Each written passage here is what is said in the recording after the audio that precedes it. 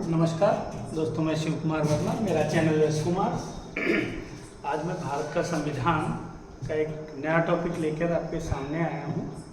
मौलिक अधिकार, जिनका उल्लेख अनुच्छेद 12 से 35 के मध्य है और ये संविधान के भाग 3 में उल्लेखित है।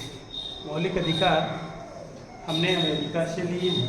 ठीक, अच्छा, एक चीज़ और ध्यान रखना है, दुनिया में सबसे पहले मौलिक अधिकार ब्रिटेन के राजा जॉन ट्यूडर ने 1215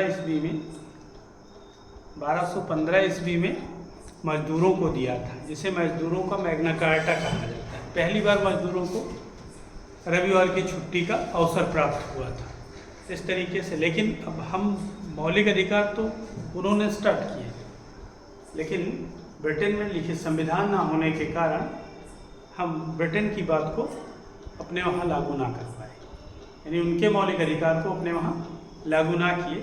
हमने अमेरिका के संविधान से मौलिक अधिकार उठाए। अच्छा, अमेरिका में आज़ादी मिली थी 1776 में।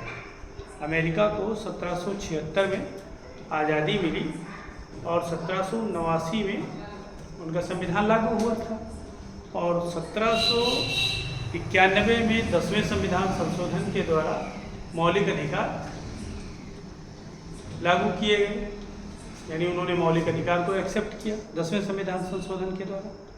जब मौलिक अधिकार उन्होंने लागू किया तो मौलिक अधिकार लागू होने के बाद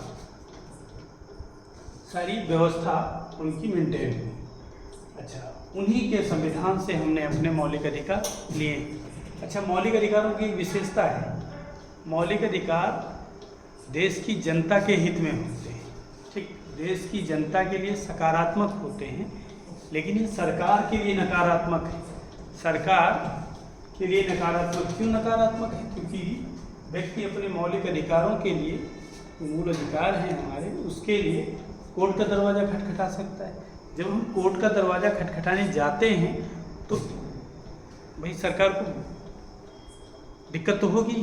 तो इस दिक्कत के कारण ही ये हम कह सकते हैं कि मौलिक अधिकार सरकारों के लिए नकारात्मक और जनता के लिए सकारात्मक है।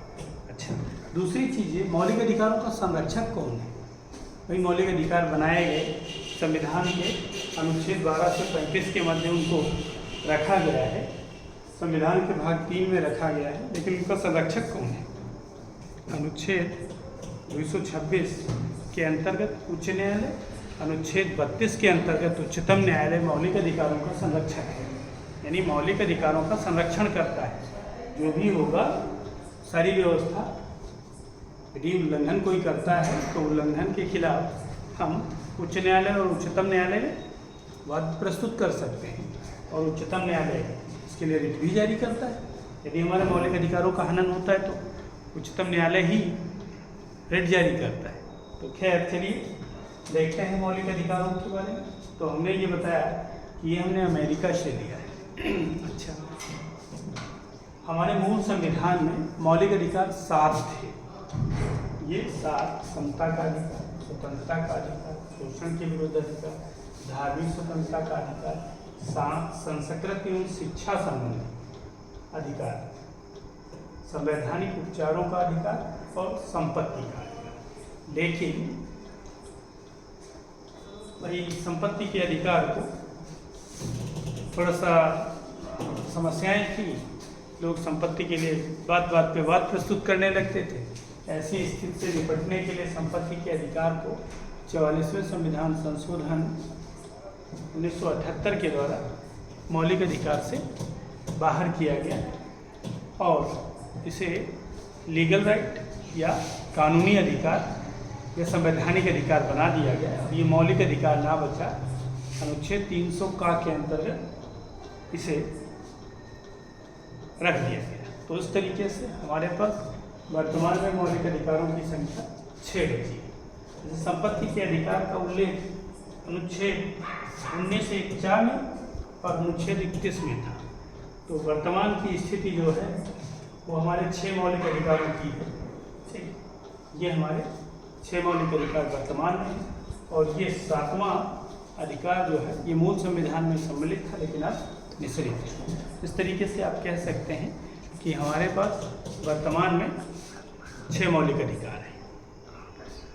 अच्छा, एक चीज़ और ध्यान रखिएगा कि अनुच्छेद 12 से लेकर के 35 तक मौलिक अधिकारों का उल्लेख किया गया है।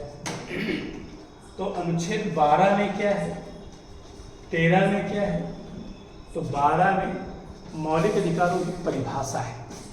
ठीक, मौलिक अधिकारों की परिभाषा अनुच्छेद 12 में दी गई। अनुच्छेद 13 में मौलिक अधिकारों की प्रकृति दर्शाई गई, यानी अनुच्छेद 12 में मौलिक अधिकारों की परिभाषा और अनुच्छेद 13 में मौलिक अधिकारों की प्रकृति दर्शाई गई। अनुच्छेद 33 और 34 में संसद द्वारा नियम बनाकर मौलिक अधिकारों को प्रतिबंधित करने की बात कही गई। यदि संसद नियम बना देगी तो मौलिक अधिकार प्रतिबंधित हो जाएंगे। ठीक, तो ये व्यवस्था इस समय दी गई है। अब हम पहले पॉइंट पे आते हैं, समता के अधिकार। अनुच्छेद 14 से 18 के मध्य समता का अधिकार दिया गया। तो समता के अधिकार के अंतर्गत ढेर सारे अधिकार आते हैं। ठीक, समता के अधिकार के अंतर्गत ढेर सारे अधिकार आते हैं, जिसमें पहला अधिकार है विधि के समक्ष समता का अधिकार। विधि के समक्ष समता का अधिकार। विधि क्या होती है? कानून। अनुच्छेद 14 कहता है कानून के समक्ष समता का अधिकार, यानी कहने का अर्थ ये है कानून के समक्ष सब समान है, कोई ऊंच नहीं, कोई नीच नहीं। चाहे राष्ट्रपति आए, चाहे प्रधानमंत्री आए, चाहे आम व्यक्ति हो, यदि गवाही देनी है तो कटघरे में खड़ा होना पड़ेगा। ये सारा सिस्टम सिस्टमेटिक ढंग से चल रहा है, कानून की व्यवस्था के हिसाब से ही चल रहा है। इस तरीके से आप कह सकते हैं कि कानून के लिए सब बराबर हैं। यही है विधि के समक्ष समता का अधिकार। अब अनुच्छेद 15 कहता है जाति, धर्म, भाषा, लिंग और जन्म के आधार पर, क्षेत्रीयता के आधार पर विभेद ना करने की अनुच्छेद 15 कहता है। ठीक, किसी भी व्यक्ति को जाति, धर्म, भाषा, लिंग, क्षेत्रीयता के आधार पर विभेद नहीं कर सकते। ये आप ध्यान रखें। क्यों विभेद नहीं कर सकते? क्योंकि हमारे संविधान में सबके लिए समता का व्यवस्था किया गया है, यानी हमारे संविधान में सारे लोग समान हैं। तो ऐसी स्थिति में हम किसी के खिलाफ इस मामले में नहीं जा सकते कि फलानी जगह के रहने वाले हैं। ठीक, जैसे कुछ समय पहले दिल्ली में जो पूर्वोत्तर के लोग आए थे, उन पर टिप्पणियाँ हुई, ये शर्मनाक है। फिर उसके बाद जब लोगों को समझ में आया कि सब कुछ एक जैसा होना चाहिए सबके लिए, तो फिर उसके बाद वो टिप्पणियाँ उठना बंद हो गई। अब वो चाहे उत्तर भारत से हो, चाहे दक्षिण भारत से हो, चाहे पूर्वोत्तर से हो, किसी के खिलाफ कोई भी टिप्पणी नहीं करेगा। यानी क्षेत्रीयता, जातीयता और जन्म के आधार पर ये सब टिप्पणियाँ नहीं की। अच्छा, अब बात आती है अनुच्छेद 16 की। अनुच्छेद 16 कहता है अवसर की समता। अवसर की समता होता क्या है? असल में जो नौकरियां हैं, ठीक, नौकरियों में अवसर की समता दी जाएगी। यानी सबको अनुच्छेद 16 में कहा गया है कि चाहे जिस जाति का हो, चाहे जिस धर्म का हो, ठीक, सबको लोक नियोजन में अवसर की समता होगी। ठीक, सरकारी नौकरियों में सबको समान अवसर दिए जाएंगे। ये अनुच्छेद 16 कहता है। अनुच्छेद 17 कहता है समता के अधिकार के ही अंतर्गत। अनुच्छेद 17 कहता है अस्पृश्यता का अंत। अस्पृश्यता का होती है छुआछूत। जैसे कोई ऊंच है, कोई नीच है। पहले समाज में ये छुआछूत का प्रावधान था। वर्तमान में समाज में ये ऐसा कोई सिस्टम ना बचा है, थोड़ा बहुत बचा है। बाकी धीरे धीरे लोग शिक्षित हो रहे हैं तो छुआछूत की भावना दूर हो रही है। अब तो सिर्फ ये है कि फलाने गंदे हैं तो उनके वहाँ ना खाएंगे, ये जाति के नाम पर ऐसा कुछ ना है, धर्म के नाम पर भी अब ऐसा कुछ ना बचा है। ठीक, तो अस्पृश्यता का अंत करने की बात अनुच्छेद 17 में कही। ठीक, अनुच्छेद 18 क्या कहता है? उपाधियों का अंत। उपाधियों का अंत क्या होता है? असल में होता ये है कि विद्या और सेना, विद्या और सेना, कोई भी राज्य या कोई भी सरकार विद्या और सेना के सिवाय और कोई भी उपाधि नहीं दे सकता। यानी विद्या और सेना के अलावा कोई उपाधि नहीं देगा। अब विद्या और सेना है क्या?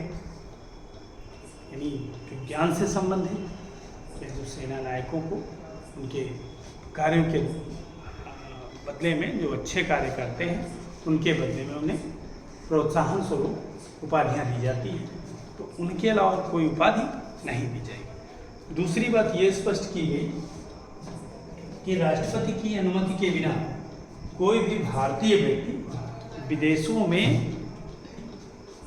उपहार नहीं ले सकता, पुरस्कार नहीं ले सकता। बिना भारत के राष्ट्रपति की अनुमति के कोई भी भारतीय विदेशों में उपहार लेने नहीं जा सकता। दूसरी चीज़। तीसरी चीज़, यदि कोई भारतीय विदेशी भारत में काम कर रहा है, सरकार की सेवा कर रहा है, ठीक, देश की सेवा में है, भले वो विदेशी है, तो बिना राष्ट्रपति की अनुमति के वो भी उपहार नहीं ले सकता जा करके।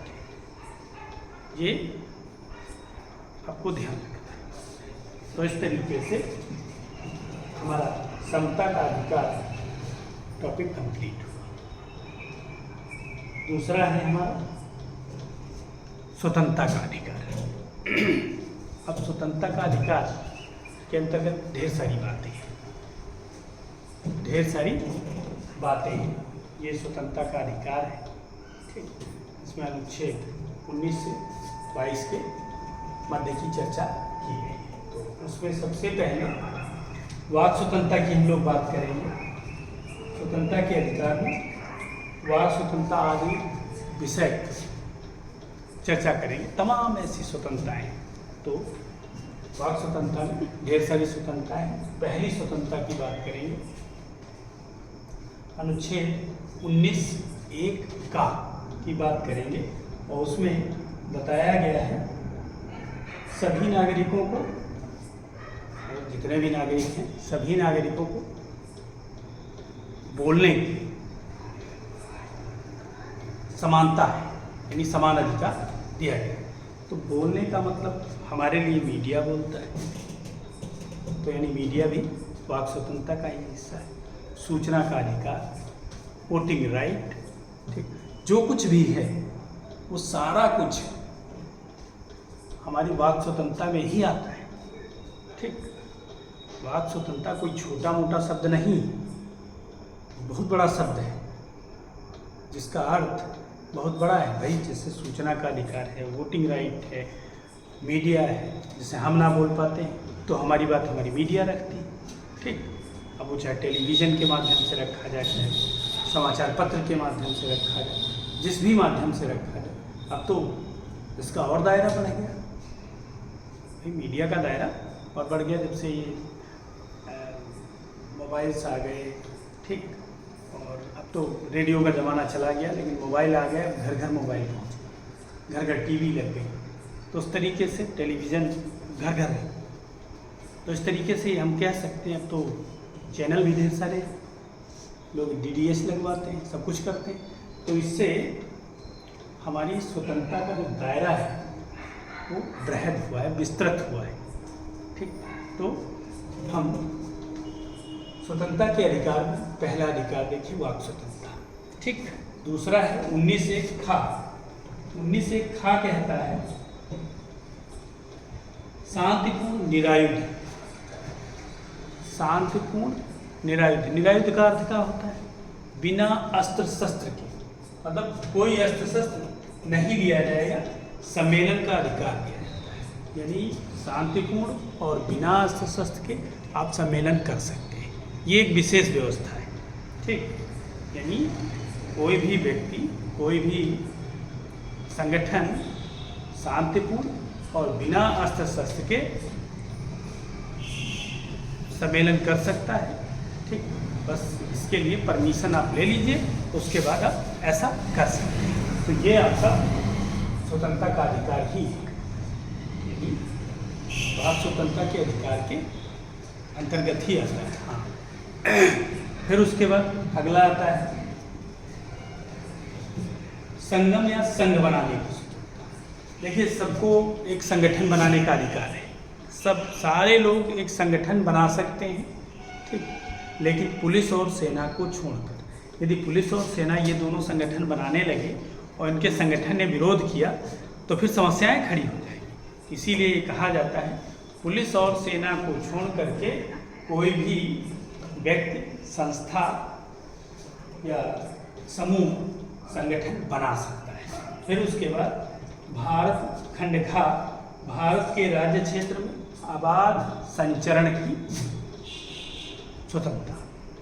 भारत में कहीं भी आप बिना बाधा के, बाधा रहित कह सकते हैं, आबाद का मतलब से बाधा रहित, कहीं भी आप घूम सकते हैं, ये आपका अधिकार है। ये आपको विशेष राइट दिया गया है कि आप चाहे जम्मू कश्मीर से लेकर के, तो कश्मीर भी ये सारे नियम हट गए। आप कश्मीर से लेकर के कन्याकुमारी, गुजरात से लेकर के पश्चिम में और इधर अरुणाचल प्रदेश तक आप कहीं भी बिना झिझक के कहीं भी टहल सकते हैं। अनुच्छेद 19(1) अंगा क्या कहता है? भारत के राज्य क्षेत्र में कहीं भी निवास करने का अधिकार है, कहीं भी बस जाने का अधिकार है। आप भारत में कहीं भी जा कर के रह सकते हैं, ये आपका विशेष अधिकार है। यानी जैसे मान लीजिए हम चाहे कन्याकुमारी में घर ले लें, कन्याकुमारी में घर ले लें, चाहे जम्मू कश्मीर में ज़मीन लेकर के घर बनवा लें, चाहे उत्तराखंड में बनवा लें, चाहे अपने यूपी में, कहीं भी हम रह सकते हैं। ये हमारा वाक स्वतंत्रता विषयक अधिकार जो है ये महत्वपूर्ण अधिकार है, ये स्वतंत्रता का अधिकार है और इसमें ये हमें महत्वपूर्ण अमूल्य धरोहर मिली है जिसका मूल्य नहीं दिया जा सकता, कहा नहीं जा सकता कि ये कितनी मूल्यवान है, ये आप समझिए। ठीक, अगली बात आती है 19(6) कोई भी वृत्ति, कार्य या जीविका करने का अधिकार। आप अपनी जीविका चलाने के लिए कोई भी कार्य कर सकते हैं। ठीक, बस लीगल टाइप का कार्य होना चाहिए, अनलीगल नहीं होना चाहिए। सरकार जो सरकार के कानून के दायरे के बाहर है उसे नहीं कर सकते। बाकी आप चाहे जैसे मान लीजिए कोई अपने आप को उच्च जाति का समझता है और वो मीट बेचने का काम कर रहा है या मुर्गा बेचने का काम कर रहा है या अंडा बेचने का काम कर रहा है या कोई घूरगड्ढा साफ करने का काम करता है, अपने आप को उच्च जाति का समझता है, तो ये सब कोई उच्च नीच वाली बात ना है। जो जिसको जो करना है वो कर सकता है, उसके लिए कोई पाबंदी नहीं लगाई गई। ये स्वतंत्रता के अधिकार का पहला पॉइंट था। अब दूसरे पॉइंट की चर्चा हम लोग कल करेंगे। ठीक, अनुच्छेद 20 की चर्चा आपसे हम कल करेंगे। ठीक, तो आप लोग हमारे चैनल को लाइक करिए, सब्सक्राइब करिए, ज़्यादा से ज़्यादा शेयर करिए और लोगों तक पहुंचाइए। धन्यवाद। जय हिंद, जय भारत।